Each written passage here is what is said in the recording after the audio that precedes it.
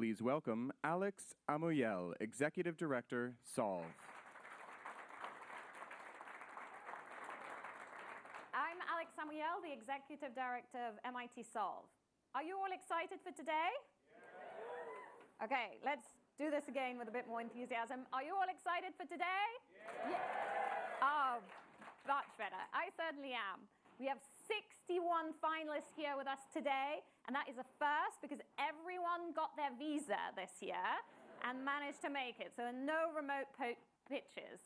We also have over 70 judges, over 10 prize funders and sponsors, and 350 additional Solve community members from all around the world here together for one day. These 61 finalists were selected by our judges from nearly 1,400 solutions from over 100 countries. That's our biggest year yet, and already being a finalist is more competitive than the MIT undergraduate acceptance rates. So it's pretty cool. They applied to one of our 4 challenges we set out in March of this year: circular economy, community-driven innovation, early childhood development, and healthy cities. Some of our finalists have traveled thousands of miles from Australia, Sri Lanka, or Somalia. Some have walked down a few blocks from here or took the train from Boston. Some are using satellite imagery, AI, and advanced technologies, while others are reinventing toilets. And believe me, for some of the judges, the toilets are just as cool. You will hear about using AI and augmented reality to provide blind users with on-demand access to information and assistance, as well as a solution that chemically breaks down unrecyclable plastic bags and resynthesizes them into material from cars. At the end of today, our judges will select 32 solver teams who share a total available prize pool of $1.6 million thanks to our prize funders and our sponsors.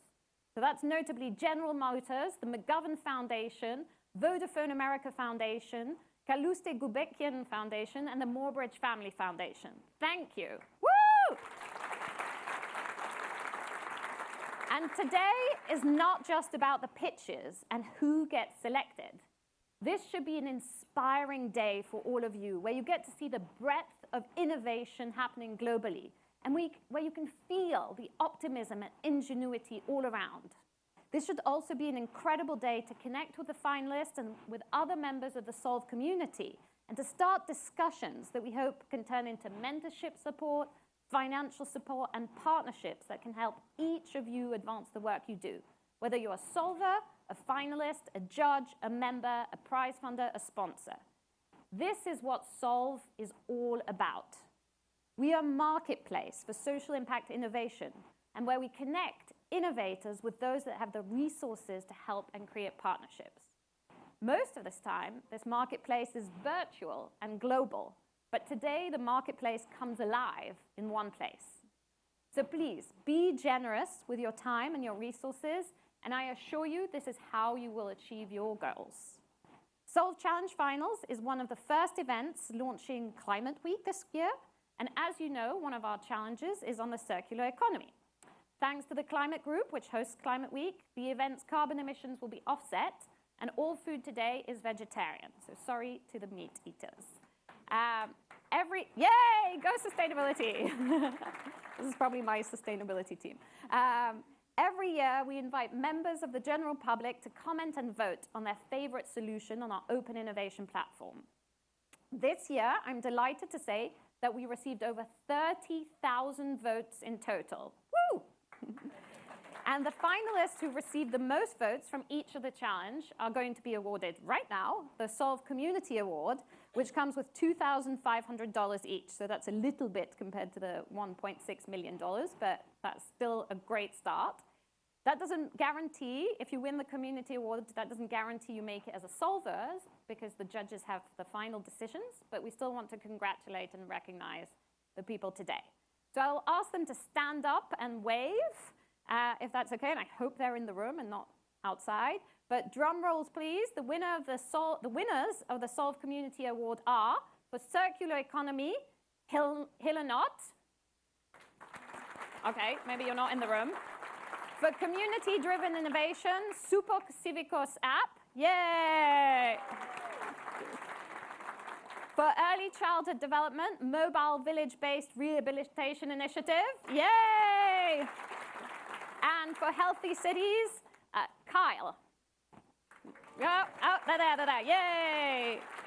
So you'll have a lot more of this at the end of the day, but congratulations again. Good luck to you and to all the 61 finalists.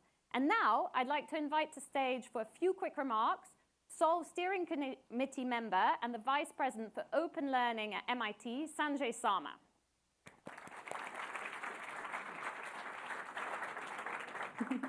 Thank you, Alex. First of all, on behalf of MIT, welcome everyone. Can I just say thank you to the entire Solve team? This is a lot of work and a lot of passion. Let's start with the Solve finalists. Congratulations. What an extraordinary achievement. There were over 1,400 applications from over 100 countries, and 20 countries are represented here. You know, it's easy to feel helpless in this world, and I did this morning actually. But I felt very empowered to think about folks around the world showing creativity, promise, optimism to take on these problems and lean forward into them. It is very inspiring, and it embodies everything that MIT stands for. Thank you to all of you, and all the best today. A couple of words about myself and about what MIT is doing in this space. MIT's mission is to share knowledge with the world, to create knowledge, but also to recognize innovation around the world. I myself was born in India, and I'm now VP at MIT, and we know that innovation lurks in every corner. It's a fundamental element of our humanness, and I think most of us here are human, right? Right. Now, what we've done over the last 20 years sort of signals that. So about 20 years ago, we decided to give our curriculum away for free to the world. People thought we were nuts, and they might have been right. But several 100 million people have accessed OpenCourseWare, MITx, MITx micro-credentials, and downloaded content that speaks to advances in knowledge in human science and society. You know, Facebook has what? 1.5 billion people, but here's a picture of my cat, right? What we see at MIT is people downloading courses on linguistics and quantum mechanics, and it's so reassuring. So it was a matter of time before we launched an open innovation effort, and that is Solve. And Solve opens our eyes and ears to all the extraordinary optimism, creativity, etc., that our colleagues from around the world, our friends from around the world, are showing in taking on world problems. So before we head off, I just want to also thank the Solve community. It is the community that makes it happen. And that community involves everyone from the judges to the prize funders, to the members, to the solvers, sponsors. So thank you all, and have a great day.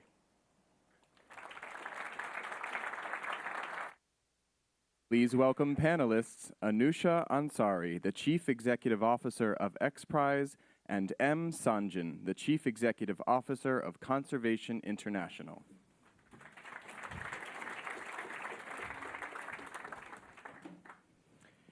Wow, with bright lights. Good morning, everyone, and thank you so much for being here. I'm just going to dive right into it with Anousheh. We just had the chance to chat a little bit backstage, and I'm really eager to have a conversation with her and mostly hear from her, but also interject my perspective into things, you know, as we see fit. So thank you for being here. Pleasure. Thank you for MIT Solve for having us here. So you're the CEO of the XPRIZE. Everyone knows about the XPRIZE. You have leveraged about $140 million towards solving some of the big challenges that people can imagine or the world needs. Now, especially for this conference, we're trying to focus on the SDGs, the Sustainable Development Goals. So by every measure you can think of, except maybe happiness, humans are doing better today than they were, say, when I was a child. Poverty, education, literacy, women's empowerment, they've all gone in the right direction. And yet, when you look at the SDGs, the 17 goals of the SDGs, you realize if we're going to try and actually approach achieving them, by 2030, it requires something like $2.5 trillion, give or take. From your perspective, you made one big leap when you went into space. Does that give you, share your perspective on how we go from a prize-based sort of challenge that leveraged real money to really tackling something that almost seems light years away? So I think, in the context of SDGs, I would say the last SDGs, SDG 17, probably should have been number one. Because I don't think we can achieve any of them without that last one, which is collaboration. The problems are enormous. There are lots of people and lots of money going towards solving them. But unless we can orchestrate and coordinate and collaborate, I think it will be very difficult to achieve by 2030. I'm usually a very hopeful person, and I think there is a chance we can do it, but it really requires a better, collaboration together. Because the problems are multifaceted, and also it requires technological breakthrough, it's behavior change, it's policy change in a world where we are probably experiencing more conflict in some ways, and everyone's sort of drawing lines and drawing territories, and the rise of nationalism. Without that collaboration, I see it very difficult. So I think if we can focus on that aspect, then the rest of the problems can be solved, because there are tons of people, especially young people, who are very interested and capable of coming up with solutions. But implementing those solutions will be difficult without the support of the communities and the government and the policies that will help those solutions be implemented and get out there. Yeah. From our perspective, when you look at the 17 SDGs and if you break them down into individual targets or metrics, there's actually 169 sort of metrics that define what it is. We recently published a study that showed that 47% of them, half of them, cannot be achieved without the inclusion of nature. And so SDGs now have become really a roadmap for Conservation International in some ways to frame our work. And the one thing that always sort of trips me up, and I'm curious to sort of hear your perspective on this, because you really are a global citizen and travel a lot. We hear about sustainable commodities. So you can think about coffee as a sustainable commodity. Do you know of a place that's sustainable? We can actually say this place, region, state, town that's sustainable? Good question. 100% no. I would say space station could be, because it has a closed loop system. That's a good point. Actually, that's a great point. And it has to be able to store, but still, we're not growing food on space station yet, so you have to still carry food up there. But I think there's lots of pockets of sustainability. I think there's a lot more focus now in creating circular economies where implementing sustainability becomes more practical. And I think, again, it has to be a holistic view of not just one product and one commodity, but a life cycle of products and commodities that will come together and create that opportunity. Without it, I think it will be difficult to just say an entire place will become self-sustaining. Yeah, I mean, for me, that should be a big push that we should strive towards, because it's one thing to talk about a single item or a single commodity, but at the end of the day, people don't live in commodities, they live in space, meaning they live in place and space. And so, if we can approach that and say, okay, northern Sumatra or this region of Brazil, is sustainable, then everything that comes out of it has that sustainability sort of label, if you'd like, on it. Talking about the leaps that you've made through, or the breakthroughs you've made through as an innovator in the technology field, in the telecom field, in engineering and in space, what what do you think are the key things that enabled you to make those leaps? Things that generally people can apply when they think about needing to make breakthrough solutions happen. So a label that we use and now is being used a lot of places is moonshot thinking. Yeah. And it means different things to different people. You know, when we are trying to, for example, launch a prize, one is we need to make sure that we feel passionate about the issue. We think it's a really big challenge. It's a challenge where the public and private sector has failed to solve it. It's an area where, for example, maybe there's lack of awareness and education. Maybe there is lack of investment, so there are no breakthroughs, there's no competition. So we try to look at that problem and frame it in a way that we can give very clear goals for someone to hit. So when we're trying to do that, that's when we, you know, try to do our moonshot thinking. And we bring a group of people from different fields, from, you know, experts in the field, from experts from the adjacent fields, and then people completely from the outside. We have a large group of science fiction advisory boards. We bring science fiction writers to the table. And we all get together and try to really look at, you know, maybe 30 years, 20 years in the future and say, what is it, the state of the world or this problem if it was solved? How would it look like? And then we try to work backward and say, where are we today? What's the trajectory? And then how can we change this trajectory to end up in the future we want? Through this process, then we come up with a series of things. And then when we're trying to frame the prize, it's, you know, it's the tricky part that I think we're getting better than anyone else that I know at it, but still we make mistakes too. Is to find that boundary where we come up with something that's an audacious breakthrough, but still achievable. And our time horizon is usually between 3 to 5 years. So we want to make sure whatever goal we set that you can actually achieve it in that time frame. And that will either solve the problem completely or really be a giant leap in solving the problem. So sort of solve for X, as yes, you'd put it. Exactly, exactly. We give sort of, we don't ask you to solve it in a particular way.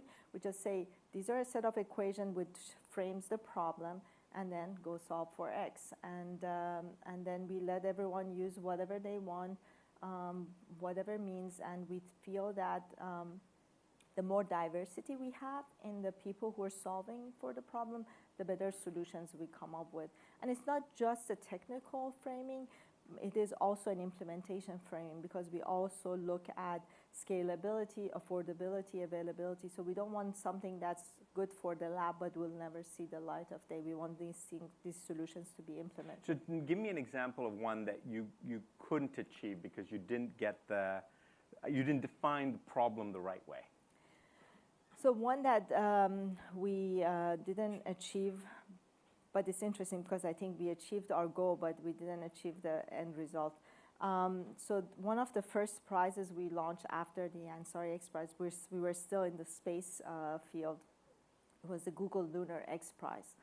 And we set a timeline that... What was it trying to do, basically? So it was really advancing robotics and a lot of the technology around sensing for a robot to be, or a rover to land on the moon and then rove and take pictures and information and send back. And that prize expired. No one won the prize. But the interesting part is it was a $30 million prize. It brought in about 400 million plus in investment in those technologies. And even though the prize expired, Space.il, which was a private group out of Israel, actually attempted and landed on the moon, not in one piece, but they landed on the moon. And there are 3 more teams that continue. So even though the prize expired, so there's no prize to be won, the teams are continuing. And now there's this word that goes around and people are talking about it, which is the Lunar Economy. So people are actually looking at business setups on the moon. Yeah. So it really achieved a lot of what we wanted, but the prize expired because we thought they can achieve it much sooner and they couldn't. Yeah, I mean, so it's interesting because I think a lot of folks have a general, they have a general belief or understanding that what you are after is, and frankly, what most engineering universities, MIT, others are after are sort of silver bullet solutions, right? Like everyone wants that. Everyone wants to solve something, and here's the solution, and yes, I'm so smart, and no one else has thought of this before, and I'm going to do it. But it's clear from speaking to you, what you're really doing is defining the parameters by which you could declare success or approach success. And you fully acknowledge that it isn't one thing that will do it. And you have to contextualize the technological breakthrough within society. Absolutely, and the best example of that is at XPRIZE, what we do once we launch a prize, let's say there are 200, 300 teams that enter through the first year, that the number goes down to around maybe 100 to 70 teams. And we have a milestone prize where we award a couple of 100,000 to up to $1 million to the people who will become the finalists, basically. And we have between 5 to 10 teams. And really, those 5 to 10 teams, all of them have a valid, viable solution usually. And the winner may not even have the best solution. But what we love about this model is that a market is created and advances when you have competition, when you have more than one player. So while we identify the finalists when we award them, which becomes sort of a seed money for them to create their prototype, we support them, connect them with investors, really create a community and awareness around them, because we want all of them eventually to succeed, even if they don't win the prize. Yeah, have you seen, I'm sure you've seen the instances where even though this group didn't win it, their idea ultimately was incorporated or has continued to flourish. Yeah, sometimes they come together. Yeah. The teams join forces when they see that the timeline, the deadline is coming, and one is missing one part of the solution, the other missing the other one, so they join forces, and we've seen that many times. Yeah. That's what we love. It's sort of a co-opetition, because ultimately they want to have a solution that wins the prize, and then they can continue on. A lot of the people who enter are innovators, not necessarily experienced entrepreneurs. So by coming together, sometimes they join forces and their skill sets are complementary, so increases their chances of success. And what we love, a lot of them have completely different approaches to solving the problem. Going back to the silver bullet, we don't believe there's one solution that fits all. There's some solutions that actually have more relevant in certain geographies. We have a very global competition, so when we award the winner, we don't consider the geography, but a lot of them continue on because some solutions are better for certain geographies. Yeah, absolutely. I think one of the frustrations that, so I work in the environmental space, of course, and one of the frustrations that I have is while we have ever more information and ever more access to amazing individuals and a diversity of ideas, there is still a strong bias towards single solution. That somehow all these people who've been in the conservation movement are stupid, haven't thought of it, and just because I invented this technology in Silicon Valley, now all of a sudden, I literally once took a group of, let's say millennials to say, to use a different word, to Africa to meet some of the biggest leaders who are dealing with the elephant ivory poaching crisis. And this was 7-8 years ago in the height of when things were really, really bad. And within, I kid you not, the first dinner we had there, we literally landed, we're just meeting with people who had spent their entire lives protecting elephants and sort of working with them. This young group was telling those folks about how they should do things. And it was astonishing to watch. Yeah. Not that the ideas were all bad, but at least having the humility to say, there's a context here, If you put up a cell tower near Somalia, Al-Shabaab will blow it up. So that won't work. So it was really kind of interesting. So I want to we've got 2 minutes. I want to end with a question that was sort of pressing on my mind. When I read about you, your book, and your sort of ethos, you are really full of optimism in lots of ways. And you dreamed of joining the Starfleet Academy, you dreamed of the stars. Eventually, you made that a reality, which is an astonishing feat. Not the Starfleet Academy No, part. I'm not still yet. searching for that. Not yet. But it's an astonishing feat for someone who was born in Iran, came to the United States, to Virginia, and sort of made your life here. You have been motivated by imagination and hope. Today, there's a revolution going on. I've been part of Climate Week many, many years now. This feels different, and it's because of the young people who are out there. And that is a true revolution. And I think, except in times of war, I had not seen that in my lifetime, and at the age at which they're getting involved. But to me, when I see them and I hear what they're saying, it's out of fear and despair. And if you're going to use Greta's words, it's out of panic. Do you feel that tension? Is there room for hope and imagination? Or is panic going to be the driver now when we confront climate? I don't